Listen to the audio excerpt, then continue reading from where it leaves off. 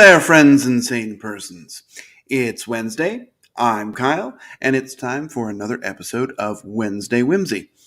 Wednesday Whimsy, of course, is a short show that I do every Wednesday night, more or less, where I talk about a board game related topic, top 10 list, something similar like today, uh, or something else that just happens to be on my mind. It's always somewhat board game related, though, so I guess there's that. So today, this is the last Wednesday in 2022.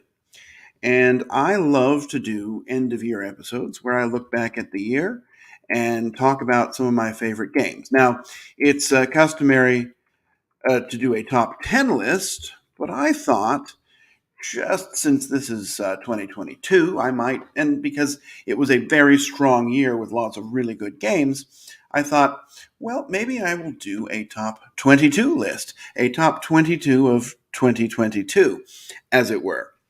I'm going to do this in two parts. I'll do one this Wednesday, and I'll do one for next Wednesday as well, where I will round it out. So today we're going to talk about numbers 22 through 12.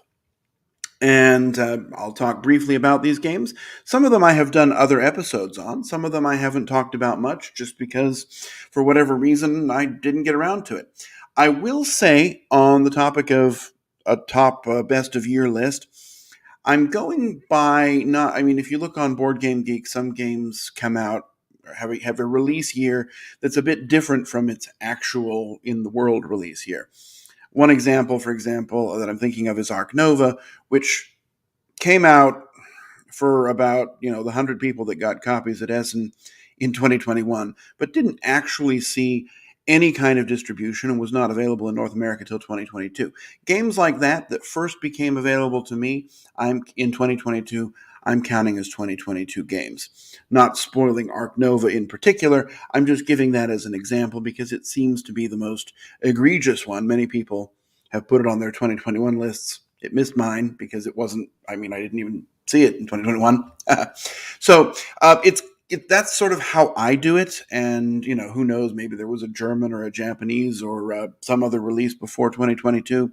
But for me, if it became available to me in 2022 through any reasonable means, that's going to be a 2022 game for me.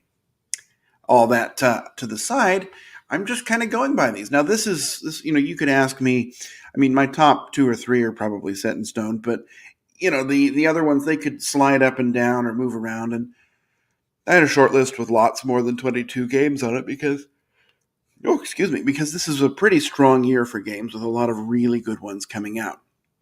I probably will realize that I forgot something, and that'll be sad, but oh well, I'm sure it got coverage somewhere else. So without further ado, let's jump in to my top 22 of 2022. I'm not going to do the number transitions like we usually do just because I don't have them for all the way to 22. Maybe I'll do them when I get into the top 10. But my number 22 is a game, it's a trick-taking game, and it's a really clever trick-taking game that came out this year, and it is called, as you can see, Cat in the Box. Now, Cat in the Box is a game where you have a hand. It's an interesting take on trick-taking because all the suits don't exist. The cards are black. They are blank. They all have the possibility of being any color, but you can see they look like this black. They're just all black. And so on your turn, you're going to play, lead a trick, and then everyone has to follow. But you can decide, of course, if you don't have cards to follow, right, of the right color. If you say, I don't have any greens anymore, you're going to mark that. The game will remember that you said that, and if it later comes up that you, in fact, did, well, that causes a paradox, and you'll lose some points. It's an interesting take on trick-taking. It's not for everyone, and it's a little bit chaotic, but it's just such an interesting way to play a trick-taking game that I really, it definitely stands out. And it's sold very well. I know, I think it sold out at Essen. And I had it over the summer from the publisher because it's an American publisher. But a really interesting trick-taking game, one that I highly recommend, and my number 22 best game of 2022. So what could be better than that? Let's go to my number 21. Now, my number 21 is a game that I have talked about on here before, And that is, in fact, I did one just a couple of weeks ago, a Wednesday Whimsy on that, and that is Beer and Bread. So Beer and Bread is a sort of a two-player game with some drafting, and what you're trying to do is balance the production of two different products, beer and bread. You're managing a dwindling pool of resources. It's a very small game in a small box, and it has sort of these multi-use cards that have a lot of different functions. And the turns are sort of structured. You've got sort of an on turn and an off turn, which will change how you draft. There's a lot more planning and strategy in the game than I initially thought. And the more I play it, the more that I really, really quite like it. So you can go and check out the episode we did. I guess it would have been probably the first week in December about Beer and Bread. It's a great game, and it is my number 21. So let's go on now to my number 20. Straight 20. So my number 20 is a game. If you know me, this might seem a little low on my list. And there are some reasons for that. I really enjoy the game. It's from one of my favorite publishers, Chip Theory Games. And the game is their sort of big 2022 release, which was supposed to be out in 2021, Burn Cycle. In Burn Cycle, you take the role. Oh, I should have put this one up here. Let's click there. There we go. In Burn Cycle, I guess I should have written with a small b. You are going to take the role of a team of robots that is hacking into or breaking into a corporate headquarters and trying to accomplish some goal, destroy something, plant some virus, some sort of thing that you're trying to do to take on this big corporation. The box comes with, I believe, 4, and then there was a 5th one that came out as part of the Kickstarter. You are going around mostly as a stealth mission. There's not a whole lot of dice rolling, even though you see these are all prototype components. Even though you see a lot, it's a big board with a lot of neoprene. It's sort of like neoprene layers upon neoprene layers. And it has some of the coolest components in these brass mag figures, or these brass figures that kind of snap onto chips. And of course, I won't be able, there you go, you can kind of see them right there. But you've got a bunch of different missions that you're going to be doing, and they have different levels that you're going to go through. So you could go up to 3 floors if you wanted to play a longer game. And you're working together or working alone. It works well solo to try and accomplish whatever goal you've got. Ooh, excuse me. There is a lot going on in this game. There are a lot of rules. And the longer games, the multi-floor games, they can be a bit daunting, right? I mean, that's going to be a 3 to 4 hour experience, and you've got to kind of clear the board and set up the next level in between, which can be a bit much. So that's why it's a little bit lower, but it's really a very good game. I don't like it as much as Too Many Bones or Cloudspire, but that does not mean that I don't really like it. I really do, and I'm looking forward to see where it's going to go, and I look forward to playing it again. It was a game I was really excited for coming into the year, and it did not disappoint. My number 20, Burn Cycle. So moving on then to my number 21. Now this is a game I haven't even played that much, but the few times I have played it, it was just so fascinating. It is a game that is based apparently on a video game series. My number 19 is a game called Frostpunk. Now in Frostpunk, you are a group of intrepid survivors. It is a cold, frozen hellscape. This was on my top 10 post-apocalyptic games. I guess there aren't even any. It's so new, there aren't even any good pictures of it. But, well, that's Endless Winter. There you go. So you've got this huge tower in the middle, and that's kind of been a thing this year, is large obstructing items in the middle of your table. Anyway, you're using this to drop cubes in to kind of see the health of your heater. You've got some sort of a generator. And I don't know why I always start yawning when I get recording these. You've got this generator, and you're trying to keep it going, and it will be damaged if you use it too much. You're also exploring out in this world. You're placing these tiles, but when you do so, your people get sick because they're clearing the snow. And you're trying to survive through some sort of story, and there's a couple of different chapters you can play, and you don't even really know what you're trying to do until the end. I mean, until about midway through the game, it sort of starts to become clear. But ultimately, you're trying to survive, and resources are scarce. People are constantly getting sick. It's very easy to lose. Now, this game has a lot of rules, a lot going on, but it's such a very fascinating game, and it takes this sort of theme of survival and really brings it home. It was such an unexpected and pleasant surprise that it had to make my list. I really look forward to trying it again, and it works well solo as well, just in case you were wondering. That's my number 19, Frostpunk. So we're going quickly through these, but that's okay. So maybe I will do full episodes on some of these someday. The next game is, I'm misspelling it. That's why. Okay, there we go. My next game is the next game from the T series of games. The game's a bunch of games from the publisher Board and Dice, many of which start with the letter T. This game is Tiletum, and you hear a lot of people telling you how to pronounce it, but nobody really knows. Anyway, so this game has the most boring theme imaginable. You are a merchant in medieval Europe traveling around and visiting trade shows. It is about as dry as can be thematically. The board has so many shades of beige. It's sort of a way to kind of let you know whether this is the game for you. If you look at that and think boring, then you probably won't enjoy it. But what the game really is an interesting mix. You're going to roll these dice, and you're going to place them on this wheel like you see here. Well, you don't see the dice here. But each die, for example, the 6 is going to go here. And so the number on, or I guess the 1's going to go here. And that means I'm going to get 1 resource when I take the die of the color of the die. And then I will get 6 of this particular type of action.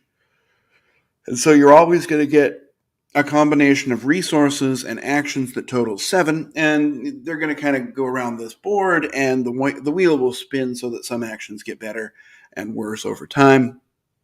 And then ultimately you're going to use those actions to explore medieval Europe, collect these wonderful people and put them in houses, collect goods and turn them in for contracts, and basically just do stuff like that. Do kind of boring Eurogame stuff.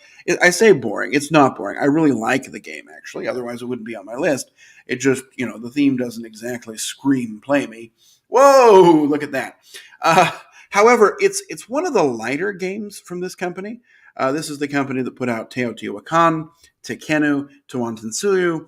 All 3 of those are pretty big and heavy games. There was Tabenyusi, which was not very good. Sorry. There's Teorigins, which doesn't really start with a T. Anyway, it's sort of these large Euro-style games. Each of them has a different twist, a different mechanism that's going on, and this is definitely one of the better ones. Probably one of the first ones I would use to get people into the series, just because it's so accessible.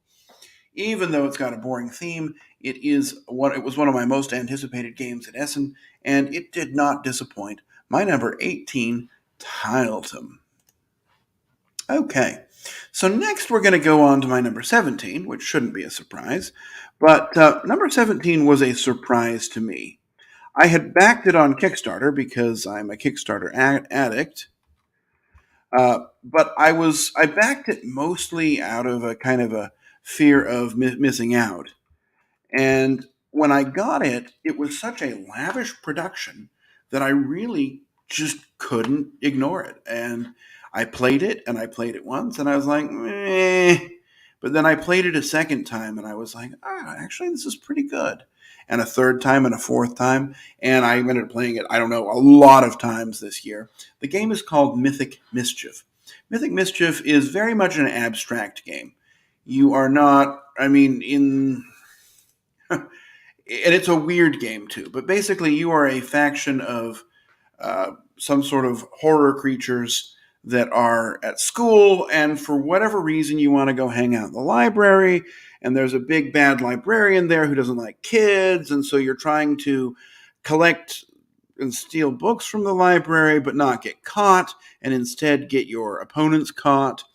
and it doesn't make a lot of sense. But what you do have is an interesting chess-like game of very abstract movements where you're trying to sort of position things, and you know where this evil librarian is going to go. And it's, honestly, the game it's the most like is Fearsome Floors, where you're kind of manipulating that monster that he goes through. But this one's done in a much sort of a shorter game. All of the different characters have slightly asymmetric powers. The game's pretty short, and the rules are not that hard to grasp, although it's one of those games that you're going to get better at, the more you play. I really enjoy it. It looks great too. I mean, it's got this really nice box, very high quality components. These dual layered boards, individual. There's not cubes; instead, they're little stacks of books. Lots of things to explore. It also works surprisingly well solo. And I've really enjoyed Mythic Mischief this year. I was worried it would be kind of a dud just because I thought it was something different than it was. But what it was amazing, and I really liked it. So that's why it is my number 17, Mythic Mischief. It's a terrible name, though. Anyway, so I just talked about how Mythic Mischief is a good solo game. My number 16, Mythic Mischief you can play with other people. The next game I'm going to talk about is a game that is really just a solo game. And that's a terrible title. It is Batman The Dark Knight Returns, the game. I left out the game from that. So this is really, although it says 1 to 2 players, this is a solo-only game. I did an early episode of Wednesday Whimsy about it. But you've got this board that's going to kind of grow and change as you go through it. And you're playing through 4 acts, basically 4 play sessions, where you're trying to achieve certain goals.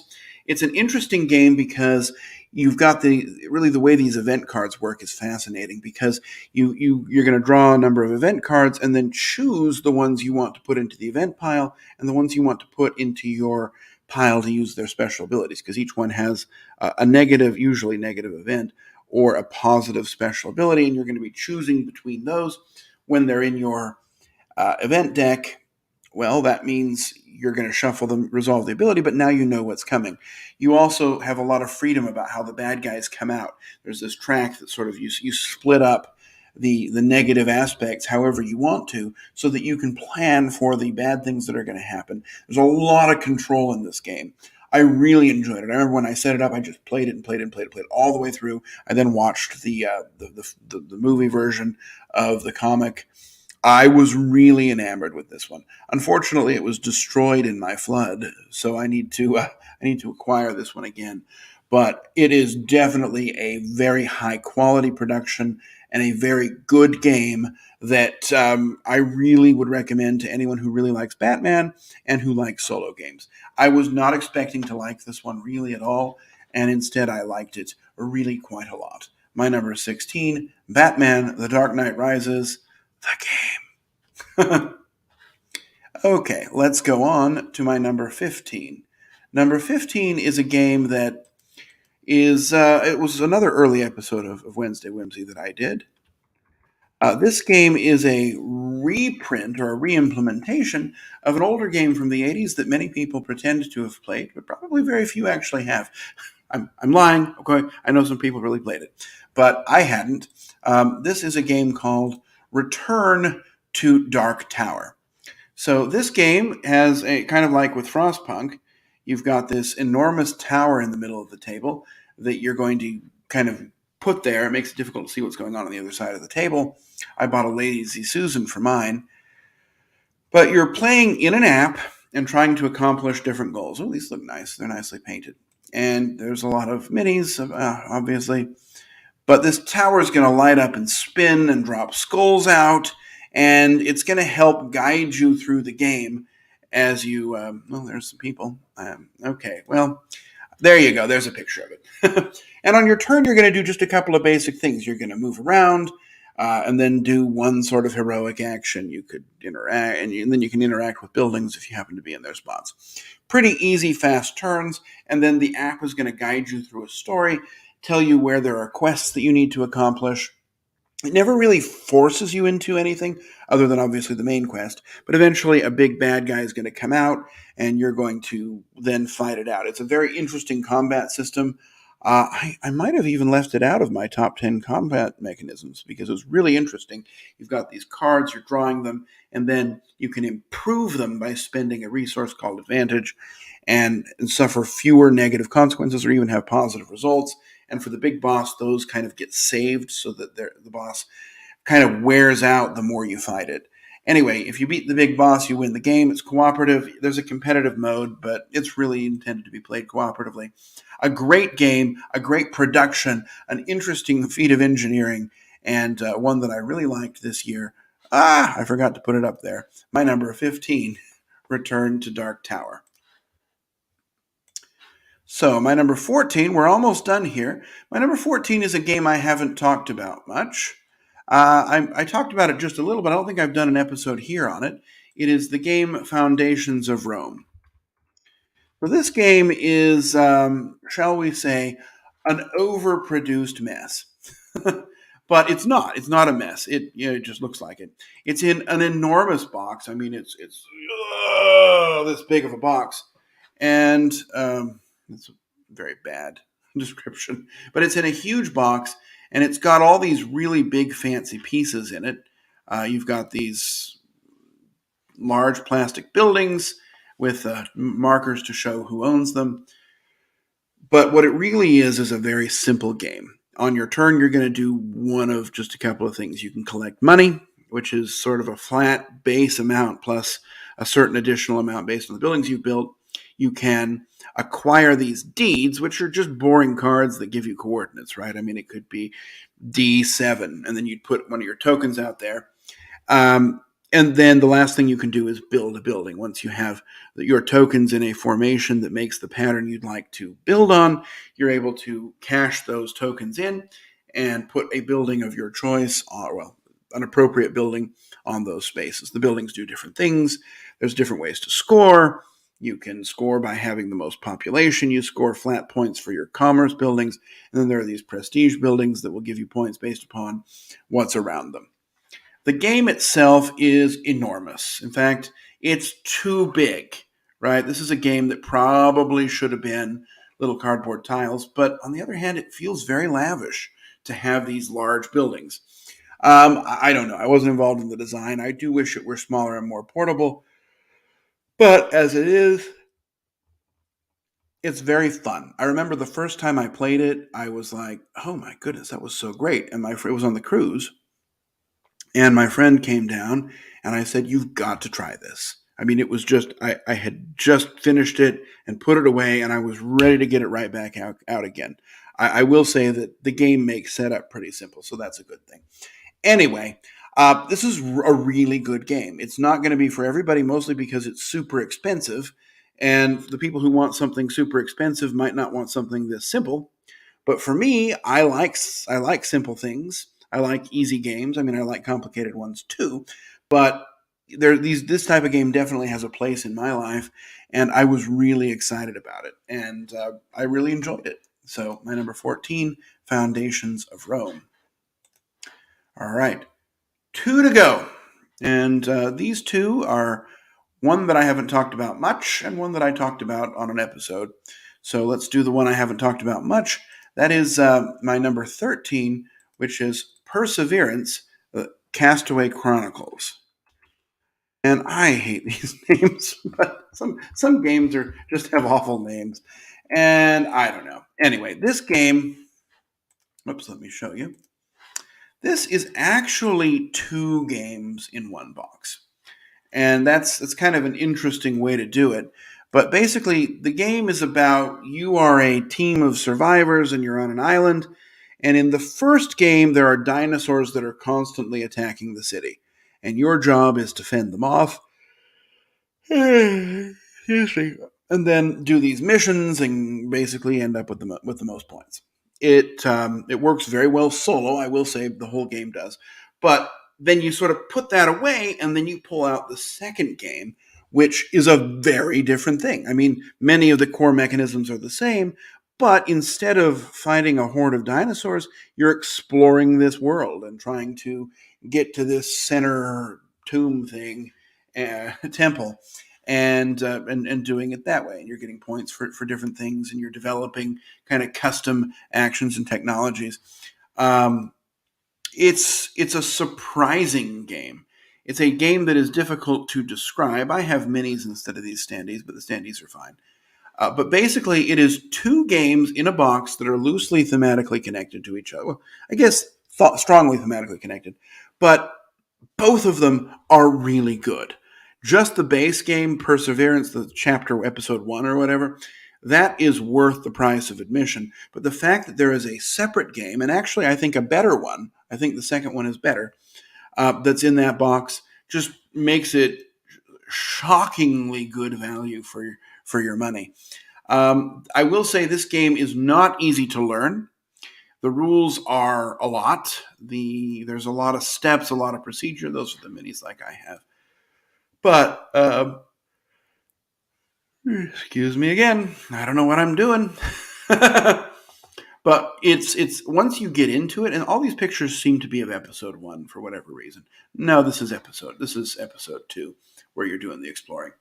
Anyway, either one is a great game. Both of them work very well solo.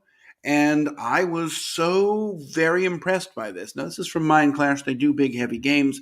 Some of their games have been a little bit too much. And this game is almost there. But for some reason, I just found this to be probably my favorite game from them. And that's saying a lot because I really like their other stuff too. Anyway, it was a surprise to me how excitingly interesting this game was, and it is my number 13, Perseverance Castaway Chronicles. Which leaves us, of course, at the end of our time together with my number 12 game, the top of the bottom of my top 2 of 2022, and that is Heat, Pedal to the Metal. I did do an episode about this a couple of weeks ago. I guess it was in November. This is a new game from Days of Wonder. It is a racing game, and it is a fast-paced and simple racing game, but it really is very fun, and it's tight all the way through. I taught it, I guess it would have been Sunday, Christmas Day. I taught it to my family, and some of them aren't really big gamers, but they all caught on very quickly. You're basically just trying to make a certain number of laps with your car before everyone else does. But the way the game kind of balances itself is these turns, because everyone's going to slow down at a turn.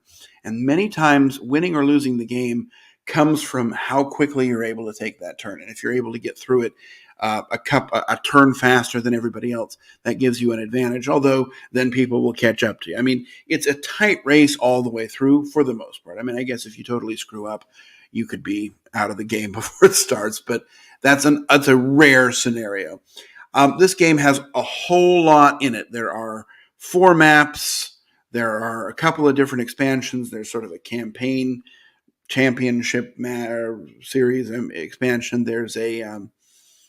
There's this version where you upgrade your car and have kind of a custom vehicle with a custom deck of cards. There's a whole lot here in your one game box. Like I said, Perseverance was good value for your money. This one, Heat, is, I'm sure, less expensive and is also excellent value. It's a Days of Wonder production. Its rules are dead simple, yet the gameplay is so fun and catchy. Everyone I've played it with has, at least as far as I know, really enjoyed it, and it just barely misses the top 11 of 2022. Not because it's a bad game by any means. It is a fantastic one. Heat, Pedal to the Metal. I don't really like that name. Anyway, so that kind of brings us to the end, right? That is the end of our episode for this week. That's the bottom 11 of my top 22 of 2022. I will be back here in a week with the rest of my list, where we will talk about the the top 11 of 2022, my 11 through 1. And these are fantastic games. I had a really hard time picking just 22 because it's been a fantastic year.